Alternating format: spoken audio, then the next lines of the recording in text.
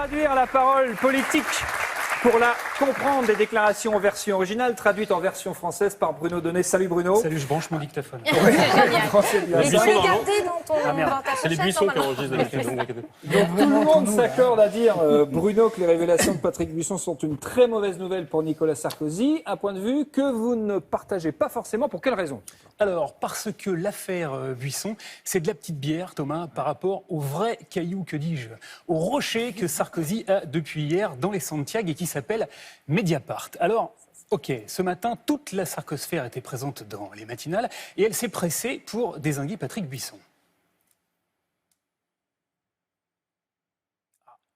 Pour la victime de Nicolas Sarkozy. C'est un tissu de racontard, de pseudo-conversations privées. Si vous voulez, moi, le crédit que j'accorde à ce personnage, il peut dire n'importe quoi, n'importe comment, dans n'importe quel bouquin, dans n'importe quelle interview. Ce crédit, il est entre 0 et moins l'infini.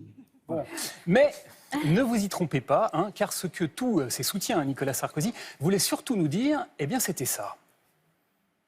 Merci les gars de nous poser des questions sur Patrick Buisson. On peut en causer pendant 2 heures si vous voulez, parce que ça nous évite de vous parler de la vraie patate chaude du jour. La vraie patate chaude, c'est quoi? Alors, ce sont les révélations que le site Mediapart a faites hier et qui portent sur le financement de la campagne de Nicolas Sarkozy 2007. Vous vous souvenez, Thomas, qu'il y a 4 ans, Mediapart avait publié une enquête qui prétendait, document à l'appui, que le dictateur libyen Mouammar Kadhafi avait promis de verser 50 millions, c'est pas une paille, au candidat Sarkozy. À l'époque, Nicolas Sarkozy avait répondu qu'il s'agissait d'un tissu de mensonges et que le document de Mediapart était un faux. Écoutez.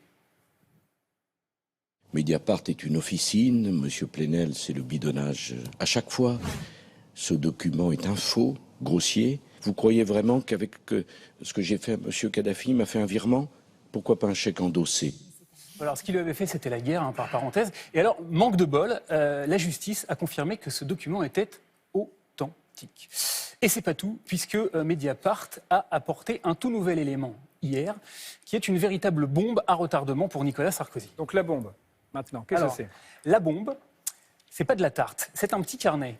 Un petit carnet comme celui-ci, qui appartenait à l'ancien ministre du pétrole de Mouammar Kadhafi, un certain Choukri Ghanem, que vous voyez derrière moi, sur lequel il a écrit à la main le compte-rendu d'une réunion au cours de laquelle 3 hauts dignitaires libyens auraient affirmé qu'ils avaient bel et bien versé à eux 3 un peu plus de 6 millions d'euros à Nicolas Sarkozy. Et qui possède ce carnet? Puis j'imagine que ce n'est pas le carnet authentique moi, que vous avez ici. Qui possède ce fameux carnet? Dans le mien, il n'y a rien. Ouais. Et pourquoi on n'interroge pas directement l'improvisé, le personnage que vous citez là, le fameux Choukri Ghanem? Alors, le carnet, Thomas, il est aujourd'hui entre les mains du juge Serge Tournaire. C'est lui qui enquête depuis 2013 sur le financement de la campagne de Nicolas Sarkozy.